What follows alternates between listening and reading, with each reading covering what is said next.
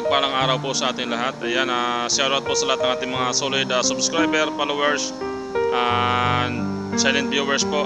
At siyempre sa ating mga sponsor, maraming salamat po sa sponsor dito kay Blacky.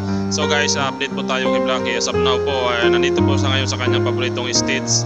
So yung kanyang anak po ay binalik niya doon guys sa dati, yung sa pinagkuhanan ko dati doon sa gitna ng damuhan. So hindi ko na guys na may kinuha kasi na yun, pag babalik din siguro dito yung pag nagutom na. So si Blacky guys ay matalino, pag may kinakain siya parang dinadala niya rin doon, siguro pinapakain niya sa mga anak niya. Kaya si Blacky busog na talaga palagi yan, lagi sa may pagkain at tubig na malinis.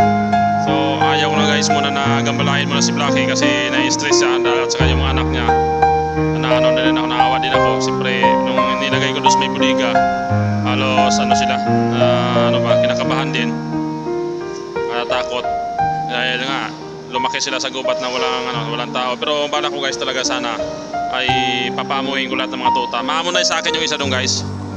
So ang gagawin ko sana doon ay tatalian ko sila tig isa-isa para hindi na mano ni Blacky. Pag tumigil na guys yung pagpadidi ni Blacky ay baka ibalik ko dito yung mga tuta, tatalian ko yung iba para mapaamo ko.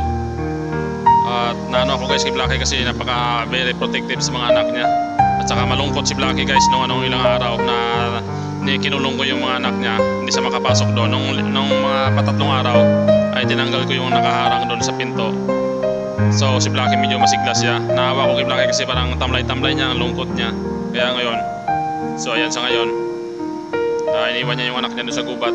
Matalino talaga si Blacky at saka mapagmahal sa kanyang anak. At safety na safety talaga guys yung pinaglalagyan niya. Akala ko nga ubos na lahat. Akala ko linunok. Akala ko guys nalunok na ng sawa. Yung pala ay walang kabawas-bawas at kumpleto yung mga anak niya. At saka malulusog, malalaki. Nakakatakot lang hawakan kasi nangangagat yung mga tuta. Nakakatakot din, pero siyempre rin tayo dyan sa mga aso. Hindi tayo natatakot dyan. Kailangan natin na guys may balik uli dito. Kailangan ko may balik yung anak ni Blacky dito guys, para malagaan natin ng ayos, lalo na pag medyo malaki-laki na. Sa mga ilang guys, mga kalahating buwan siguro sasama na kay Blacky pabalik dito yan kasi mga malalaki na. So yung malagaan natin yun, tatalian natin yung iba doon. So yan guys, update tayo dito kay Blacky sa anak niya. Maraming salamat po. At hindi ko lang na-videoan guys, nandun po yung anak ni Blacky kanina, tanghali ko pinuntahan. Nandun sila sa ilalim ng tapos pinuputol nila yung mga damo na parang talahib.